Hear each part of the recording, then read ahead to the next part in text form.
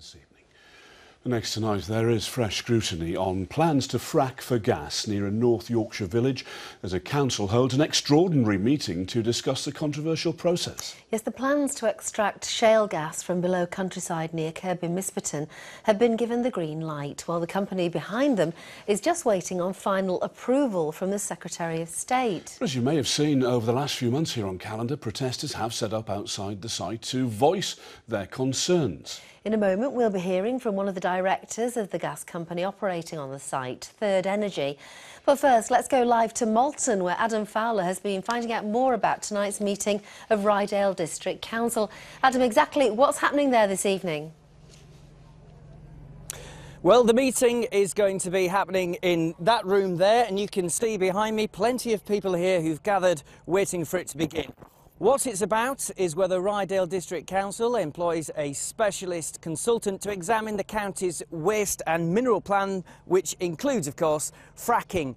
This follows a full council meeting last month where it was due to be discussed, and anti-fracking demonstrators staged a sit-down protest.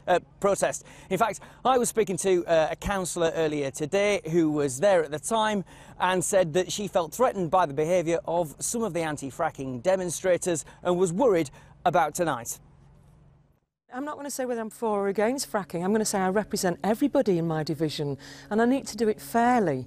And maybe I might come out and say, look, I really don't agree with this fracking, but I want to have that argument democratically, not because somebody's forced my hand. So, Adam, concern over the protests themselves and the effect that they're having on the village? That's right. In fact, there's now been a group that's been set up, the Ryedale Against Antisocial Protesters. It's got over 700 members now. This is people who are pro-fracking, anti-fracking, or in fact may have no opinion on fracking at all. But one thing that they're all united on is that they don't like what's going on in Kirby Misperton and the effect it's having area. In fact, I spoke to a mother earlier on who said that she was afraid for her children to go out. She wouldn't let them play outside and in fact had moved out of the area as a result. From that group, here's Lorraine Allinson. The reason for the group is to get rid of the people that are antisocial or stop them behaving in an antisocial way, put it that way. We want just peaceful protest. There's nothing wrong with that. That is everybody's right to do so. I'd say that it's the hundreds of fracking wells that are planned for the region that are going to really cause the damage. There are 1.2 million acres under licence to INEOS who are planning to start seismic surveys this year. So no, I don't think that fighting that is damaging in any way. Well, as for the fracking itself, that's been approved. It's just waiting to be signed off by the Secretary of State, and that could happen any day now. Adam, thank you. A little earlier, I spoke to Alan Lynn, a director at Third Energy, the firm behind the plans at Kirby Misperton. The company issued a strong statement this week about what it sees as an escalation in protests, including an apparent attack on one of their guard dogs. A couple of days ago, one of the protesters, we believe, threw something over the fence. One of our dogs ate it and fell violently ill almost immediately, and we were fortunately able to save its life by getting it to the vet very quickly. The poor animal went into anaphylactic shock.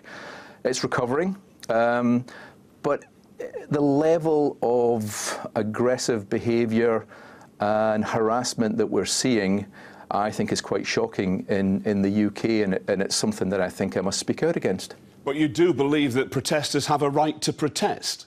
Oh, of course they do. I mean, we're a democracy, you know. Having said that, lawful protest is what I would be looking for. You know that there's an extraordinary general meeting at Ryedale Council about to start any moment now.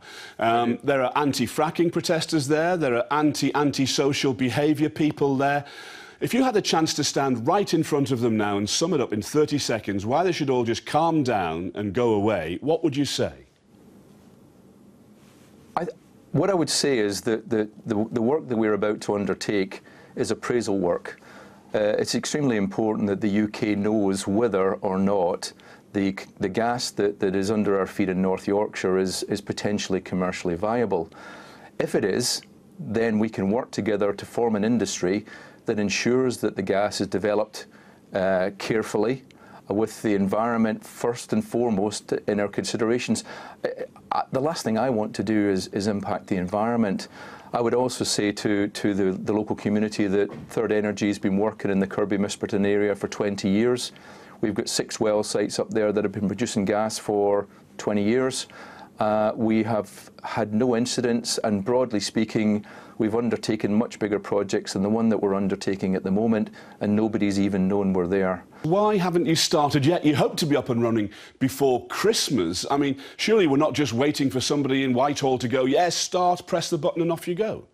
Well, I think we're in a situation where the industry was paused since 2011, and the hydraulic fractures that we plan to undertake in Kirby Misperton are the first that have been done in the UK for a number of years. You know, I would rather the government took its time and we got it right, and there were no issues, because, you know, if we rush it and for some reason something goes wrong, then the industry will not have the opportunity to build the way that I think it should. So if it's going to take me an extra week in order to ensure that the government's completely happy with the regulations and with the documentation and with the studies that we've done, then so be it. Do you regret any of the impact you've had so far? We've had minimal impact. The biggest challenge that the communities have had with the impact of the business that we have unfortunately been as a result of, as I say, the hardcore protesters disrupting the lives of the local community. All of the work that we've done prior to this particular project, we've never had the slightest issue. We've never required security. We've never had a disruption. We've moved vehicles around quietly and nobody has been concerned with what we've been doing at all. We can continue to do that. OK, Mr Lynn, we've got to leave it there. Thanks very much indeed for joining us this evening. You're most welcome. Thanks very much for the time. We will bring the outcome of that meeting in Rydale on tonight's late news at 10:30.